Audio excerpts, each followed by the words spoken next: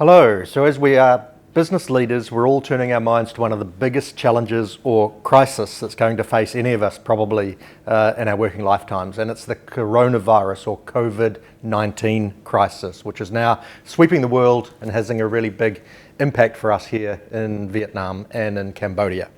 Everybody needs to respond differently to it. Everybody needs to think through the issues for them and their companies.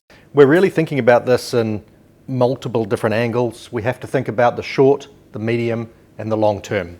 The immediate issues tend to revolve around the safety of our staff, the safety of our clients, making sure that KPMGs are healthy, happy, and a safe place to work, but also that when our people go out to clients and our client workplaces are equally safe, or when clients come and visit us.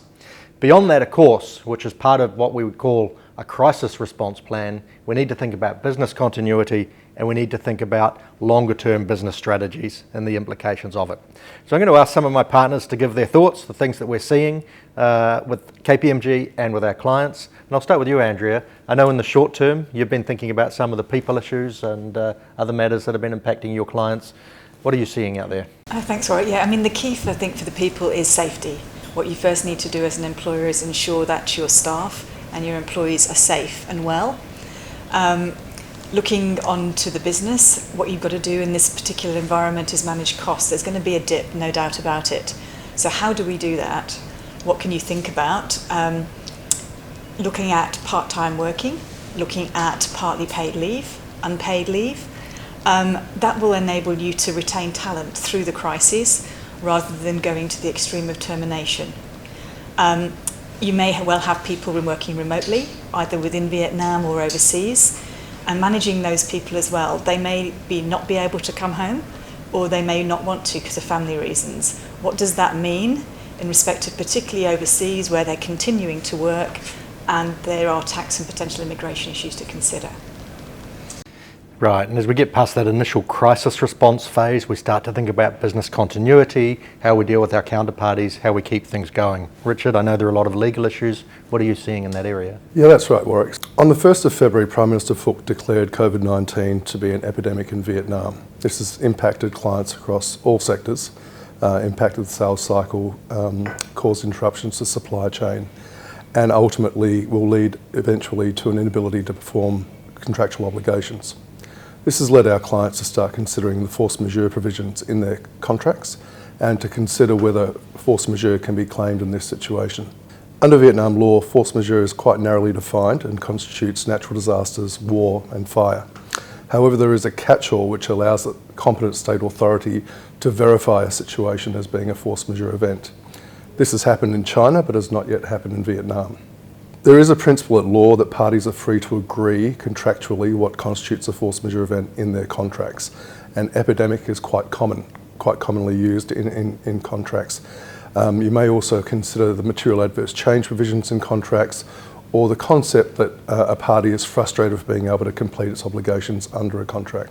So I think the first response must be for people to consider their upcoming contractual obligations and consider whether or not the epidemic will impact their ability to meet those obligations. In the situation that they feel that there's a need to do so, immediately communicate through notification to your counterparties.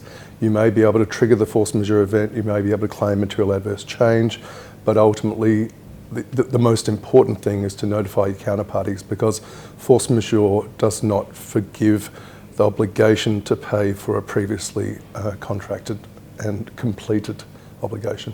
So with that, I'll pass to my colleague Dr. Ai, who's going to talk about the impact on the longer term Vietnam economy. Thanks, Richard. So that it's not only a time for change, but also a chance for change.